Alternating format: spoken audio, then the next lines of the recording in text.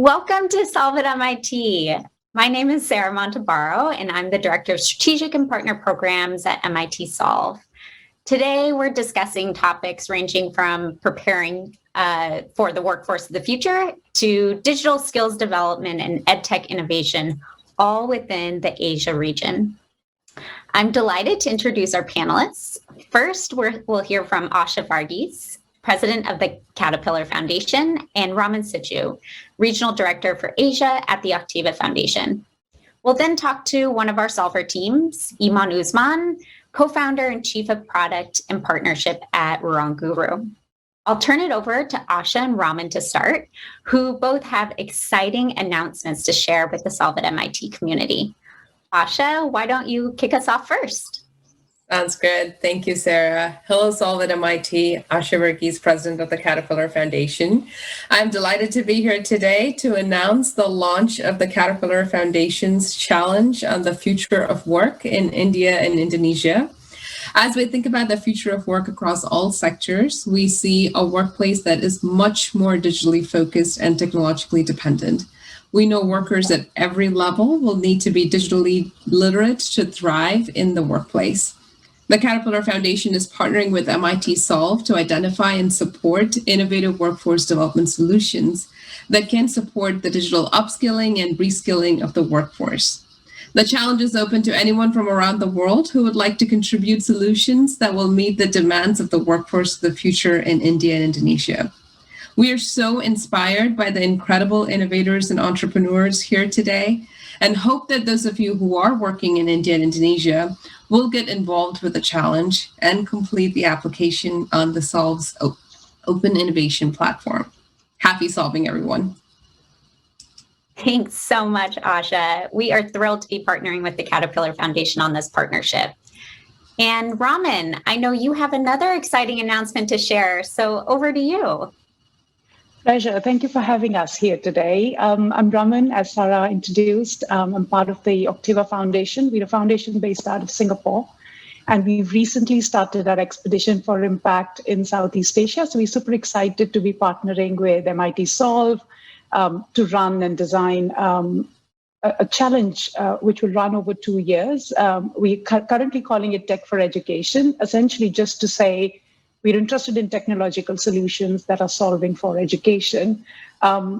We hope to be finding innovative solutions in the sector, in the space. And at the same time, we're also not looking at Southeast Asia as a whole, but really zoning into a select 5 Southeast Asian countries and see what the local innovation there is and how probably some of the international solutions can come in and play their part. So we're really super excited about this. And equitable quality education has been on everybody's agenda for forever. And I think the pandemic has really created a new impetus for this. So we're really excited about what we find. That's fantastic. We are thrilled to be working with you on this endeavor. And while we're talking about quality education, the Octava Foundation works to support economically underserved children and youth in Singapore. And now that you are about to embark on expanding your work to 5 new countries in the Southeast Asia region with MIT Solve, I'm wondering if you can talk a bit about why you've chosen to focus on EdTech solutions to power this work. So that's an exciting landscape for us at this stage. The foundation was set up, as you know, Sara, in about 2017. And since our inception, most of our work has been focusing in Singapore on enabling programs that were working through the education continuum, but also looking at transition to work. And as we were designing our work for Asia in the pandemic, as they say, never lose a good crisis, we were really thinking deeply about what future of education would look like. Not just education as a broad term, but what would future of learning look like? What would future of teaching look like? What would future of skills development look like as we come past the pandemic, hopefully really soonest? And in that context, we started doing this kind of landscape review of the locations that we wanted to be in. And there is a tremendous amount of EdTech entrepreneurship at display in Southeast Asia. But we also realize most of this is serving what we call an affordable plus market, wherein in Southeast Asia, and you're all familiar with the context of the middle income developing countries, 60% of all K-12 learners are actually in the affordable minus market. And most of these are served through the public education system. And in that context, I think lies the challenge and the opportunities. So we are really excited to be embarking on this with MIT to really help us find and scale solutions that are ambitious, that are pedagogically sound, and are really willing to work on this disadvantage gap in education that exists in Southeast Asia. Thank you so much, Raman. We are just as excited as you are. And Asha, I know that the Caterpillar Foundation's challenge focuses on preparing for the workforce of the future in India and Indonesia. And as a global company, why do you choose these regions in particular? And in your opinion, what is at risk if we don't implement lasting digital skills solutions during this period of transformation? Yeah, no, thank you for that, Sara. What an important question. I think if I could just take a step back on Caterpillar Foundation and our focus, it's really about building resilient communities and sustainable communities. And one of the ways in which we're looking to do that is investing in the workforce and workforce development programs. So that's really what's bringing us to the table in looking at opportunities in the skills gap, not just of today's skills gap, but also looking at the future skills gap. And I think we all know that we're living in a digitally driven economy. And hence, in that case, in looking at the skills gap that we have, much of studies have been done that shows that if we don't address this right now, we are potentially looking at a failure mode of where we would see much increased amount of unemployability or there's an inequity in income gap. So to answer your last question first, it's so critical for us to be able to address that today. And hence we need to act now. And that brings us to partnering with an entity like MIT Solve to help identify some of those entrepreneurs that are specifically focused in the digital skills market and helping us identify solutions both in India and Indonesia. I think what's fascinating to us is that, Caterpillar as a company focuses across the manufacturing sector, whether that's mining or construction or energy. And today we produce tech-enabled solutions and also focus on reskilling and upskilling our own operators to be able to enable them for that workforce environment. And that really provides them with an opportunity to enhance their skills, but also position them for a better future. So at the foundation, we want to bring that same focus, but at a diverse skills pipeline level to be able to identify some of these opportunities and really be able to address that in partnership with entities like MIT Solve. So now you had asked why India and Indonesia. Caterpillar's had a long-standing presence in both countries, over more than 15,000 employees across both countries between us and our dealers. And we strongly believe in investing in communities where we live, work, and play. So hence our focus in both of these countries where we've had long-standing investments on development challenges.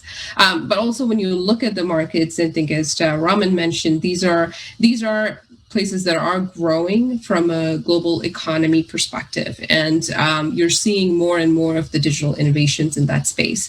So it's really an opportunity for us to be able to look at where the gaps are in both of these countries to really enable the workforce there and prepare them for that future of work. Thank you both so very much. I am inspired by the direction of both of your foundations and am so looking forward to be partnering with you on both of these challenges. Thank you. Thank you. Thank you. We're very excited. And now I would like to introduce Iman Usman, co-founder of WrongGuru. So Iman, you were selected as a solver back in 2017 in the Youth Skills in the Workforce of the Future Challenge. Tell the audience, what is WrongGuru and how has your work progressed since joining the Solve community nearly 4 years ago? Thank you so much. It's really an honor to be here. Hi, everyone. My name is Iman. I'm co-founder of Ruangguru. So for those of you who are not familiar with our work, Ruangguru is the largest online education platform in Southeast Asia. We're basically delivering quality educational content to the masses through our app and our website. So people can access different videos, quizzes, study notes, and all other learning formats ranging from K to 12 to professional. Since 2017, since we applied to SOLVE, we have evolved in so many ways. I think one thing for sure, we stay true with our mission to enable better access to quality education. I think when we applied to SOLVE at the time, we only have served about 3 million people, and now we've been serving over 22 million people. We launched a new vertical that was inspired by our SOLVE challenge, which is to improve employability. It's called Skill Academy, and it has enabled job seekers and workers around the country to access high quality employable skills. I think so far we have supported over 4 million people at the workplace, in which 30,000 of them receive intensive mentoring to help them land a job or set up a small business. And I think one thing that was exciting for us is that 66% of them have been able to get a job or continue their studies to higher education only in 3 months after they complete the program. So I think we've been able to iterate a lot in terms of how we do the interventions. In addition to that, we also have we're also staying to remain closely working with our donors, which are Atlassian and DFAT. So they've been a great supporter even until today. And we have, as a company, we have grown so much. So I think at a time we only had like 200 people in the company. Now we have 4,000 employees. We have raised over $200 million in funding to support our mission. And we expanded geographically to Vietnam and Thailand. And recently we were included in the top 25 of Fast Company, most innovative companies in the world, which is actually quite an exciting state. It's the first time for Indonesian company to be listed on the list. So much has happened, and I can't thank enough of all the supports and assistance that SOLVE community has provided to us. Well, it sounds like you've been quite busy, and we're incredibly proud of the work that you've done. So tell me a little bit more. Let's take a step back maybe and think about the Indonesian context specifically that you work in, and that WrongGuru was really created specifically to address some of the challenges there. Tell us about what are some of the current technology and innovation needs that you see currently within the Indonesian context. So to give a bit of context, so Indonesia is the fourth largest education systems globally. We have over 50 million students in K-12, but we're also one of the lowest performer. So if you look at PISA, TIMSS, or other international measurements, we've always been performing at the bottom. And quality education and access to education has always been an issue. And therefore, innovative solutions that leverage the use of technology will always be critical to help us get the quality education to the masses.